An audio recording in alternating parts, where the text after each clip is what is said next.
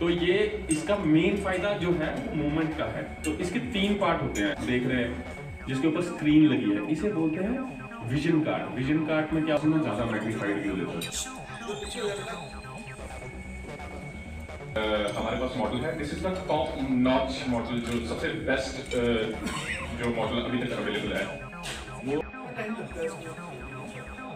Depend करता है कौन कौन सी सर्जरी। इस केस में ये लंबा प्रोसीजर था, उसमें मेरे को दोनों चीज़ें करनी थी, तो इसमें ऑपरेटिव टाइम वो 6 आवर्स। बाकी किडनी पार्शियल नेफ्रेक्ट, किडनी ट्रांसप्लांट का, उसके बाद में ठीक। तो आज हम ना एक रोबोटिक सर्जरी जो हमने बहुत ही रेयर केस किया था उसके बारे में डिस्कस करेंगे। मैं क्यों यहाँ उसको लेके आया हूँ अपने केस को, बिकॉज पेशेंट ओरिजिनली हमें सजेस्ट किया गया था यूएसए से ही, डायग्नोस होके आए थे यूएस से, बट उन्होंने सर्जरी हमारे यहाँ कराई। क्यों कराई, क्या होती है, समझाऊंगा। तो समझने से पहले हम रोबोट के बारे में समझ लें। ड्राइविंग कार जो टेस्ला वाले बनाते हैं, that is also a robot, क्योंकि वो हमें यहाँ से वहाँ ट्रांसपोर्ट करने के लिए हेल्प करती है। उसी तरह से सर्जरी में हमने देखा कि सर्जिकल रोबोट एक इजाद की थी। वो क्यों इजाद की गई, क्योंकि हमें मैं कंसल्टेंट हूँ, urology andrology and robotic surgery expert हूँ at Fortis hospital Mohali. Doctor साहब, आज जो प्रेस कॉन्फ्रेंस की इसका क्या? देखिए, आज मैंने प्रेस कॉन्फ्रेंस की है एक तो सबसे पहले अवेयरनेस स्प्रेड करने के लिए कि ट्यूमर्स, किडनी के और प्रोस्टेट के ट्यूमर्स कैसे होते हैं, कैसे प्रेजेंट करते हैं, कितने कॉमन हैं। उसके अलावा हमने रोबोटिक सर्जरी के बारे में डिस्कस किया है, रोबोटिक सर्जरी क्या है, क्यों इतनी पॉपुलर हो रही है और क्या क्या बेनिफिट्स हैं इसके। उसके अलावा अंत में हमने ये डिस्कस किया है एक केस के बारे में, जो कि 70 साल के बुज़ुर्ग थे, जो कैलिफोर्निया यूएसए के रेजिडेंट थे।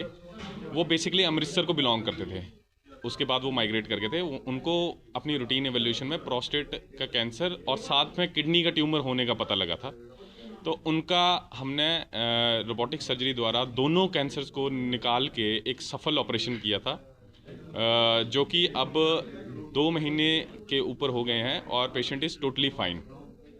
तो इसके बारे में हमने डिस्कस किया और कैसे ये सर्जरी हम संभव कर पाए और कैसे इससे बेनिफिट हुआ पेशेंट को और पोस्ट ऑपरेटिवली पेशेंट कैसे रहा।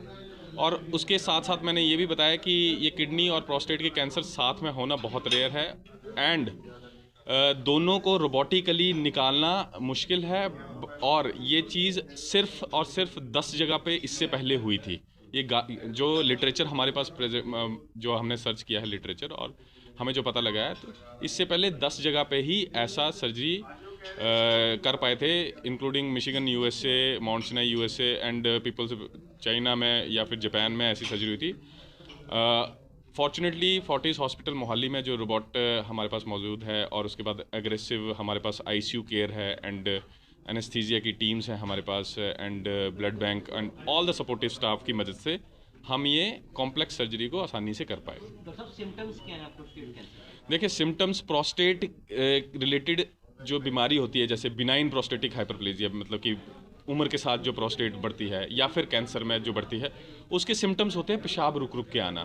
प्रोस्टेट जो है पेशाब की थैली के नीचे सिचुएटेड होती है, जिसके पेशाब का रास्ता जिसके बीच से जाता है। तो जब भी वो बढ़ेगी, पेशाब के रास्ते को दबा देगी और उससे पेशाब रुक रुक के आना, रात को बार बार उठना, पेशाब की धार का कमज़ोर होना, करने के बाद बूंद बूंद करके पेन और सूजन वो एंड में होती है। देखिए, पेन अगर किसी भी ट्यूमर में पेन अगर हो जाए तो इसका मतलब है वो लोकली एडवांस, मतलब आसपास फैलना शुरू कर गया है। तो मोस्टली ट्यूमर्स आर पेनलेस, यही इसकी अनफॉर्चुनेट चीज़ है। क्योंकि आपने कई बार मेरे पास पेशेंट आते हैं, वो बताते हैं कि डॉक्टर साहब देरी इसलिए होगी क्योंकि कोई दिक्कत ही नहीं हुई। तो इसीलिए मैं बता रहा हूँ आपको, मैं आपके माध्यम से ये बताना चाहता हूँ कि प्रोस्टेट कैंसर जो है वो सबसे कॉमन होने वाला कैंसर है वर्ल्ड वाइड, जिसने लंग कैंसर को पीछे छोड़ दिया है। तो हर जो बुज़ुर्ग हैं 55 या 60 साल की उम्र में अपना एक पीएससी की जांच ज़रूर करा ले, साल में एक बारी से ही। वो हर लेबोरेटरी में अवेलेबल है, हर जगह पे अवेलेबल है। तो एक पीएससी की जांच जरूर करा लें अपनी।